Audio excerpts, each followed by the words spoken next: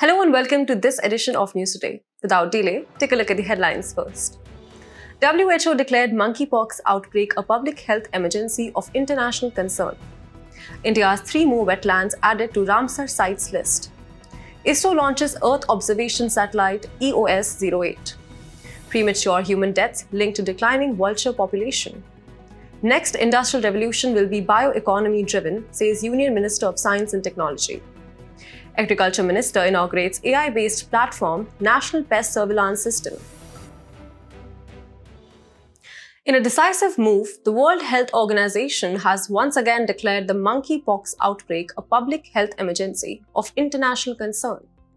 This alarming designation came after an Mpox outbreak in the Democratic Republic of Congo and beyond the African continent, marking the second time in 2 years that this viral illness has triggered a global health alert. Monkeypox, also known as Mpox, is a viral illness caused by the monkeypox virus, a member of the orthopox virus genus. First identified in humans back in 1970 in the Democratic Republic of Congo, the disease has since become a recurring concern, particularly in Central and Western Africa. Mpox spreads through close contact, causing flu-like symptoms and distinctive pus-filled skin lesions. While the virus has primarily affected gay and bisexual communities, it is by no means limited to these groups. In response, vaccines and therapeutics originally developed for smallpox have been adapted for Mpox and are approved for use in some countries under specific circumstances. The decision to declare Mpox a PHEIC was guided by the International Health Regulations Emergency Committee. Under the IHR, an outbreak qualifies as a PHEIC if it is unusual or unexpected, has the potential for international spread, and may require immediate international action. The IHR, a binding international legal agreement involving 196 countries, empowers WHO to issue such high-level alerts, representing the organization's most urgent call to action. This marks the 7th time since 2009 that the WHO has declared an international public health emergency, following crises like the H1N1 influenza pandemic, the West African Ebola outbreak, and most recently, the global COVID-19 pandemic. PHEIC represents the highest level of alert issued by WHO under IHR. In summary, as the world faces this renewed challenge from Mpox, the importance of global cooperation and swift action has never been clearer. In a significant boost to conservation efforts, 3 more wetlands in India have been added to the prestigious Ramsar sites list, taking the total number of such sites in the country to 85. Notably, wetland is an area of land that is saturated with water. The newly designated Ramsar sites include the Nanjarayan Bird Sanctuary and Kasaveli Bird Sanctuary in Tamil Nadu, along with the Tawa Reservoir in Madhya Pradesh. Starting with the Nanjarayan Bird Sanctuary in Tamil Nadu, this wetland is named after King Nanjarayan, who played a key role in its restoration. The large, shallow Nanjarayan Lake, dependent on the heavy rainfall channeled through the Nalla drainage, serves as a vital feeding and nesting habitat for both resident and migratory birds. Additionally, it provides a crucial water source for agricultural activities in the region. Moving to the Kasaveli Bird Sanctuary, also in Tamil Nadu, this brackish shallow lake is located on the Coromandel coast north of Pondicherry. It is connected to the Bay of Bengal through the Uppukali Creek and Yadayanthittu estuary. It lies within the Central Asian flyway of migratory species, making it an important breeding ground for birds and fish. This site also plays a significant role in aquifer recharge and supports highly degraded mangrove patches, particularly the Avicennia species. Lastly, the Tawa Reservoir in Madhya Pradesh, situated within the Satpura Tiger Reserve, is another noteworthy addition. Constructed at the confluence of the Tawa and Dena rivers, this reservoir is a crucial water body that borders the Satpura National Park and Bori Wildlife Sanctuary. The Tawa River, a left-bank tributary of the Narmada, originates from the Mahadeo Hills, with the Malani, Sonbhadra, and Nagdwari rivers serving as its major tributaries. These wetlands meet one or more of the Ramsar Convention's 9 criteria, such as supporting over 20,000 water birds or conserving biological diversity. With these new additions, Tamil Nadu now holds the maximum number of Ramsar sites in India, reflecting the state's commitment to environmental conservation. Next, we have an exciting update from the world of space exploration. The Indian Space Research Organization has successfully launched the Earth Observation Satellite EOS-08. This mission, conducted under the SSLV-D3 EOS-08 banner, took off from the Satish Dhawan Space Center in Sriharikota. So let's dive into the details of this remarkable mission. The EOS-08 was launched by ISRO's Small Satellite Launch Vehicle, also known as SSLV-D3. It's worth noting that this satellite is set to operate in a circular low Earth orbit at an altitude of 475 km with an inclination of 37.4 degrees. The mission is designed to last for 1 year. Alongside EOS-08, the SR-0 Demosat, developed by Space Kids India, was also on board, adding another layer of innovation to this mission. Now you might be wondering what exactly are the objectives of the EOS-08 mission. Well, the primary goals include designing and developing a microsatellite, creating payload instruments that are compatible with this microsatellite bus, and incorporating new technologies essential for future operational satellites. These objectives clearly highlight ISRO's forward-thinking approach in advancing space technology. Speaking of payloads, the EOS-08 mission comes equipped with several advanced instruments. The Electro-Optical Infrared Payload, or EOIR, is designed to capture images in both the mid-wave and long-wave infrared bands. This is particularly useful for disaster monitoring and environmental observation. Another important payload is the Global Navigation Satellite System Reflectometry, or GNSS-R. This payload leverages remote sensing to measure critical parameters like ocean winds, soil moisture, and even Himalayan cryosphere. Additionally, the mission includes a SIC UV dosimeter, which monitors UV irradiance at the Gaganyaan mission's crew module viewport, ensuring astronaut safety by serving as a high-dose alarm sensor. Now let's talk a bit about Earth Observation Satellites, or EOS. These satellites are specifically designed for Earth observation from orbit. Their purpose is to gather crucial information about various activities on Earth, whether natural or artificial. This data encompasses everything from physical and chemical processes to biological and human systems. The applications of EOS are vast, including early warning systems and environmental impact monitoring, making them indispensable tools in our quest to understand and protect our planet. Moving on to the vehicle that made this mission possible, the SSLV-D3. This marks the third developmental flight of the SSLV. One of the standout features of the SSLV is its capability to launch mini, micro, or nano satellites ranging from 10 to 500 kg into a 500 km planar orbit. The SSLV employs 3 solid fuel-based stages followed by a final liquid fueled-based stage. What makes SSLV particularly advantageous is its low cost, quick turnaround time, flexibility in accommodating multiple satellites, and the feasibility of launching on demand. It also requires minimal launch infrastructure, making it a versatile and efficient option for space missions. In conclusion, the successful launch of EOS-08 underlines ISRO's continued commitment to advancing space technology and Earth observation. Ahead in the news, recent studies have revealed a troubling connection between the declining vulture population in India and premature human deaths. Let's delve into the findings and understand the broader implications. To start with, the study suggests that from 2000 to 2005, 500,000 humans may have died prematurely due to the functional extinction of vultures in India. This is a staggering number, and it highlights the importance of vulture as a keystone species. Vultures play a vital role in our ecosystem by cleaning up disease-ridden carcasses and reducing populations of other scavengers such as feral dogs, which are often carriers of dangerous pathogens.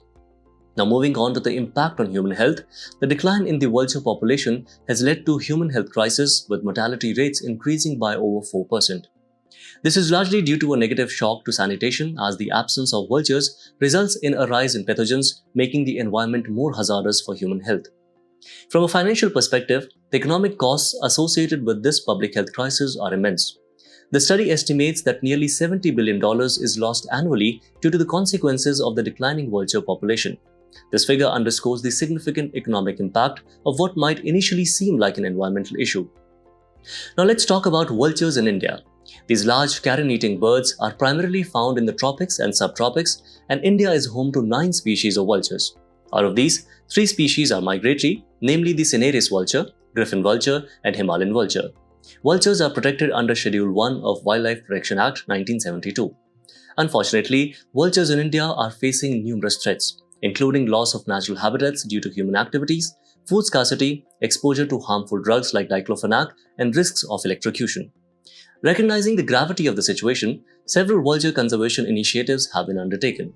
The government banned the veterinary use of diclofenac in 2006, and more recently, in 2023, similar bans were placed on ketoprofen and esclofenac.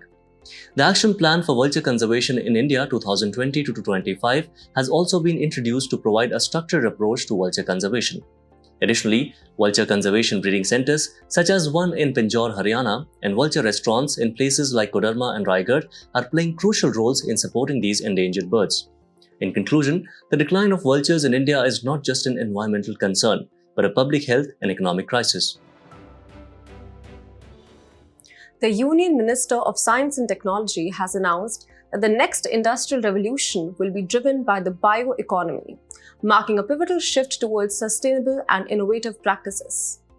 This vision was emphasized during the 4th edition of Global Bio India 2024, a significant event organized by the Department of Biotechnology and its public sector unit, Biotechnology Industry Assistance Research Council. So what exactly is bioeconomy? It's a knowledge-based production system that utilizes biological resources, processes, and methods to create goods and services across various economic sectors in a sustainable manner. Key sectors include bioindustrial, biopharma, and bioagriculture, which are at the forefront of this emerging economy. The growth of India's bioeconomy has been remarkable, expanding from $10 billion in 2014 to over $130 billion in 2024. With projections to reach $300 billion by 2030. Globally, India now ranks 12th in biomanufacturing. The significance of the bioeconomy cannot be overstated. It reduces our reliance on fossil fuels, decreases greenhouse gas emissions, and promotes sustainability.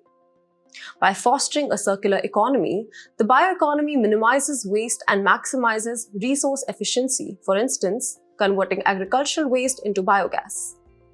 Currently, it contributes 4% to India's GDP and employs over 2 million people. Advances in bio-based technologies are also expected to enhance agricultural productivity, pest resistance, and food security, further cementing its role in India's economic future. However, the bioeconomy sector faces several challenges, including an uncertain regulatory structure, lack of uniform industry standards, scarce state-of-the-art research centers, and insufficient R&D funding. Additionally, ethical concerns, particularly in areas like genetic modification, pose significant hurdles, emphasizing the need for responsible research and innovation. To overcome these challenges, initiatives such as Biotechnology Industry Assistance Research Council have been instrumental in nurturing India's biotech innovation ecosystem. Programs like the Biotechnology Ignition Grant Scheme and BioNest are examples of industry-focused efforts. Policy measures including the National Biofuel Policy of 2018, the National Biopharma Mission, and the National Mission on Bioeconomy are also driving growth in this sector. The launch of the Biological Research Regulatory Approval Portal as a single gateway for regulatory approval further streamlines the process, ensuring that India's bioeconomy continues its upward trajectory. Ahead, we are diving into an exciting development in the world of agriculture. The Agriculture Minister has just inaugurated a groundbreaking AI-based platform, the National Pest Surveillance System or NPSS. This platform promises to revolutionize pest management by providing regular and accurate advisories, promoting the practice of integrated pest management. Now let's explore what NPSS is all about and why it's so important. To start with, NPSS falls under the Directorate of Plant Protection, Quarantine and Storage, which is part of the Ministry of Agriculture. The need for such a system is clear. Farmers often rely heavily on pesticide retailers, leading to overuse of chemicals that can harm crops and the environment. In fact, pest attacks can cause losses of up to 20% in food production, making effective pest management crucial. So how does AI fit into this? Well, AI can offer viable solutions to many of the challenges facing agriculture today, such as food inadequacy, climate change, and low yields. In terms of applications, AI can be quite versatile. For example, it can be used diagnostically to identify water stress, pest infestations, and disease in crops. It can also provide prescriptive solutions like analyzing soil health and recommending the right fertilizers, just like what the Saint Sagri project does. Moreover, AI can offer advisory services such as weather updates and irrigation schedules, and predictive tools that forecast yields and warn of potential pest attacks, as seen with the Bharat Agri app. However, as promising as this sounds, there are challenges to adopting AI in Indian agriculture. Policy issues such as data governance and regulation, along with farmers' attitudes towards technology, present significant hurdles. Additionally, the marginalization and digital divide in rural areas, where the absence of digital infrastructure hinders smallholders from accessing advanced technologies, is another major concern. The high initial investment required also poses a barrier for small-scale farmers. So what's the way forward? Continued investment in research and infrastructure is key, as is providing financial support and subsidies to research institutions to develop region-specific AI models and applications. There are already initiatives in place to promote AI in agriculture. For instance, the Kisan E-Mitra is an AI-powered chatbot that assists farmers with the PM Kisan Samman Nidhi scheme. The AI for Agriculture Innovation Initiative, launched by World Economic Forum, is another significant step. Under this initiative, the Sagu Bagu project was launched to promote agricultural innovation in Telangana. Additionally, AI-based analytics are being used for crop health monitoring with satellite datasets, particularly for rice and wheat crops. In conclusion, the launch of NPSS is a major step forward in modernizing agriculture in India. By leveraging AI, we can better manage pests, boost crop yields, and ultimately support the millions of farmers who feed the nation. Today's personality in the news is Sri Aurobindo. Recently, the Prime Minister paid homage to him on his birth anniversary. Born in Kolkata, West Bengal, Sri Aurobindo was an Indian nationalist, poet, philosopher, and yogi. He made significant contributions to India's freedom struggle and spiritual thought. One of his key contributions was the founding of the youth club Anushilan Samiti. He was also arrested in connection with the Alipur bomb case in 1908. Aurobindo played a significant role in revolutionary journalism, associating himself with prominent journals like Jugantar, Bande Mataram, and Karma Yogi. In 1926, Sri Aurobindo established the Sri Aurobindo Ashram in Pondicherry, where he emphasized the concept of spiritual nationalism and developed the integral yoga system, which combines the spiritual and material aspects of life. Some of his notable literary works include The Life Divine, Savitri, Essays on the Gita, The Synthesis of Yoga, and The Defense of Indian Culture. Through his remarkable life and actions, Sri Aurobindo exemplified the values of fortitude, spiritual nationalism, and sacrifice. As we conclude today's main news, let's take a look at some quick updates. Scientists have found that prokaryotes are remarkably resilient to climate change and may dominate marine environment. Prokaryotes are microscopic single-celled organisms including bacteria, blue-green algae, etc. New study highlighted that microwave ovens host thriving microbial communities and extremophiles. Extremophiles are organisms with the ability to thrive in extreme environments under high pressure, temperature, radiation, etc. Researchers highlight that biosurfactants can be produced using green substrates from agro-industrial waste. A surfactant is a substance that, when added to a liquid, reduces its surface tension, thereby increasing its spreading and wetting properties. Indigenous tetravalent dengue vaccine, Dengue-All, has proceeded toward its Phase 3 clinical trials. Trial would be conducted with collaboration of Indian Council of Medical Research and Panacea Biotech. President has approved 103 gallantry awards to Armed Forces and Central Armed Police Forces personnel on Independence Day 2024. Order of precedence of awards are Paramveer Chakra, Ashoka Chakra, Mahavir Chakra, Kirti Chakra, Veer Chakra, and Shaura Chakra. Uttarakhand has become the first Indian state to launch a Gross Environment Product Index. It is a novel method to evaluate ecological development caused by human interventions. A package suspected to contain californium was seized in Patna. Californium is a silvery white synthetic radioactive element with atomic number 98. It is highly radioactive and prohibitively expensive. Dahisar and Kandivali in Mumbai have been added to the Amrit Bharat Station Development Plan. Its objectives is to develop or upgrade railway stations to provide enhanced and modern facilities to passengers.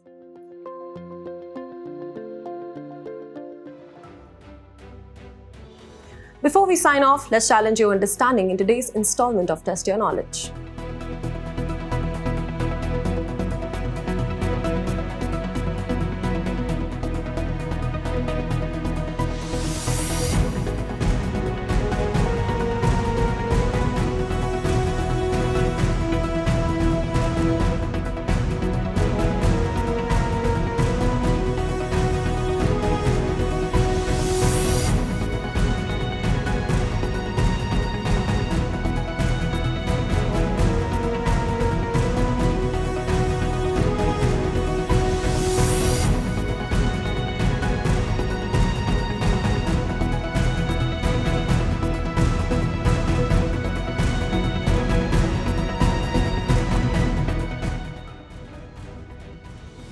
Thank you for joining us. We hope you found this episode of News Today engaging.